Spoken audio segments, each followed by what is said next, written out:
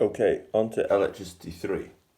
Electricity 3 is us building up to internal resistance by going back over some resistor combinations and making sure we understand the voltage rules around the circuit.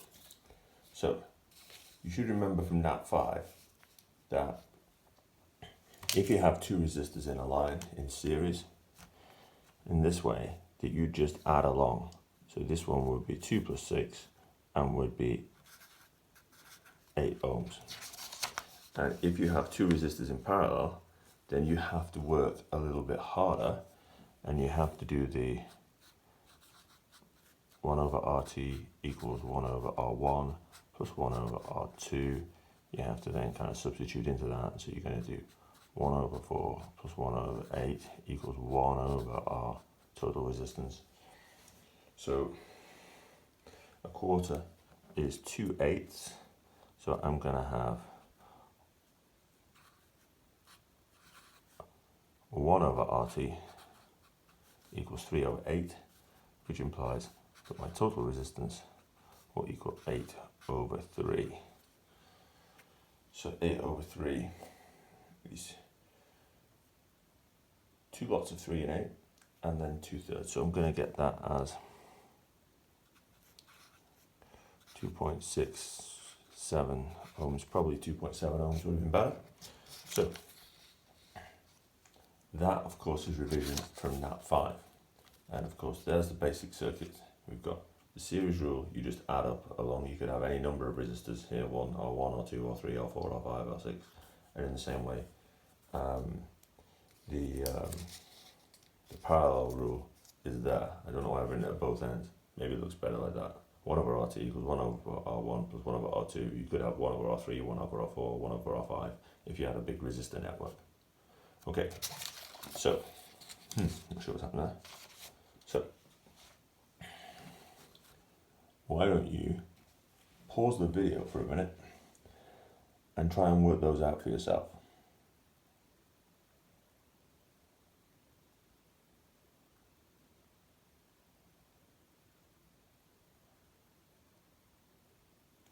Okay, quickly going through the answers, we should have 6, 7 add 3 is 10, add 6 gets us to 16. Remember to always write out the equation to try and remind yourself of the equations. You need to get used to remembering the equations. So 1 over 6 plus 1 over 3. Now 1 over 3 is really 2/6.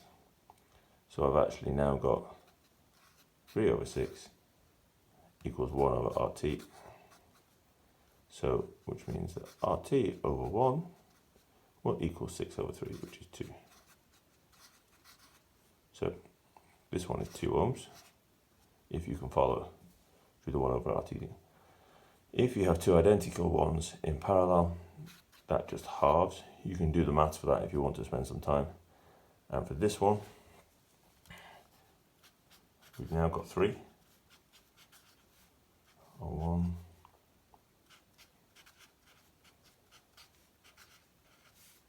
so we're going to have a 6th plus a 3rd plus a 9th. So we need to find a common factor now.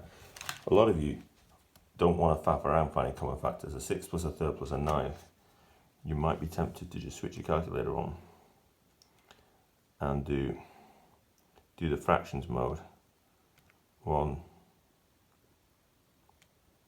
over 6 plus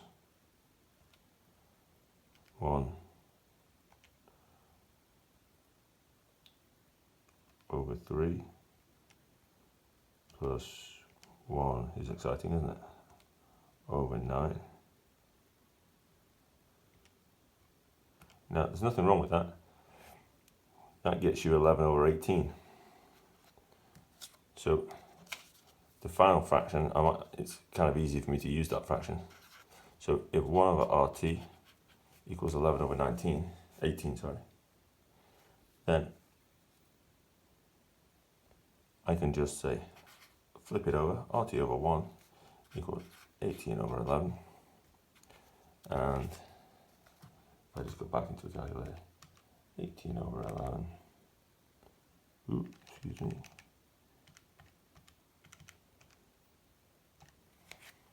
Ooh, 1.63 recurring. So I'm just going to call that 1.6 ohms and leave it there. So I hope you did okay on that. Now, some of these questions have weird layouts. So if I just look at one at a time, there's no real reason why by putting the circuit in a funny line makes it any different to the circuits we've had before. So if your circuit comes in a line like that, don't be freaked out by that. So if this was a 6 ohm, an 8 ohm and a 4 ohm, then it would just be 6 plus 8 plus 4, and clearly that would be an 18 ohm network. So there's no reason why that should, by bringing these leads up to the top, is that any different to conventional, what you might consider to be conventional 3 resistors in a parallel circuit, kind of like this. So your X and Y could be like that. Bringing leads up to the top and changing the wires around a little bit doesn't make it any different from the fact that we've got the 3 resistors in parallel. So, and the last one is a bit of a combination which catches some people out, but essentially this is actually a really easy one to work out because and the way I do this is I just kind of walk round and draw it in. So if I started off at X, the first thing I do is I come into a 5 ohm resistor. Then I come into a combination of 2 10 ohm resistors in parallel. And I just find my way around like that. So if the way they set out, then having been through either option of those 2 10 ohms, and now everything's back together and passes through one 5 ohm resistor in series. So I've got 5, 10, 10, 10. So now we remember before 10 and 10 in parallel are going to be, they'll be the same as a 5. So essentially I've got 3 5 ohms in series. So I've got 15 ohms is my total resistor. And that finishes that one off. So I hope you did okay on that. What's next? Okay, so now I wanted to cover up these bits and focus on those bits. Let me just get a timer. So in this situation, I've got 2 3-volt cells. It's a bit strange.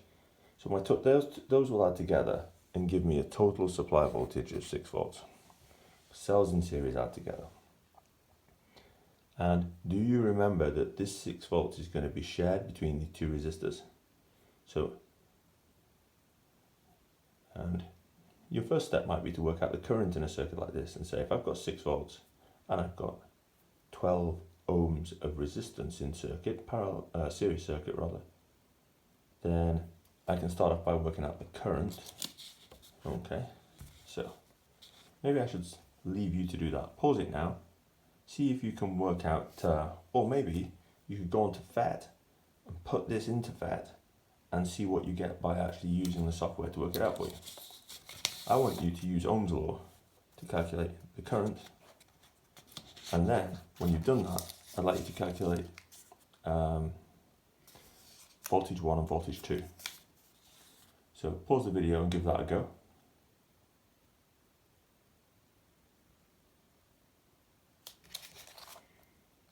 Okay, so the current, I've kind of been through that the total resistance was 12. Here's our Ohm's law equation. So I is going to have to be at half to make that one work. And then using Ohm's law again, I can say I know that passing through this, half an amp is passing through here.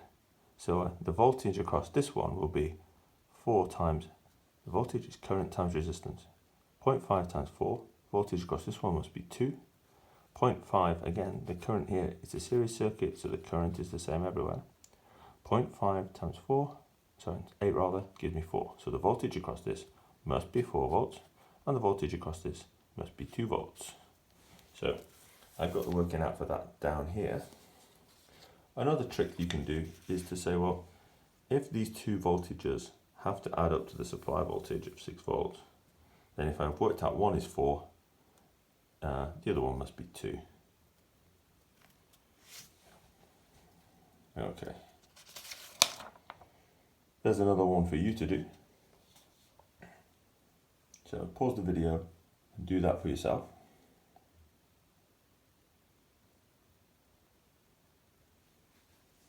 And rather than go through the solution, I think I'll ask you to show me your solutions on that one. So that's on sheet E. And if we could flick over to sheet F, have a go at sheet F, and you can discuss your solutions with me when we get to that. Okay, and when we're happy we've got these voltage and current rules all sorted out, we'll be moving on to internal resistance. Take care now.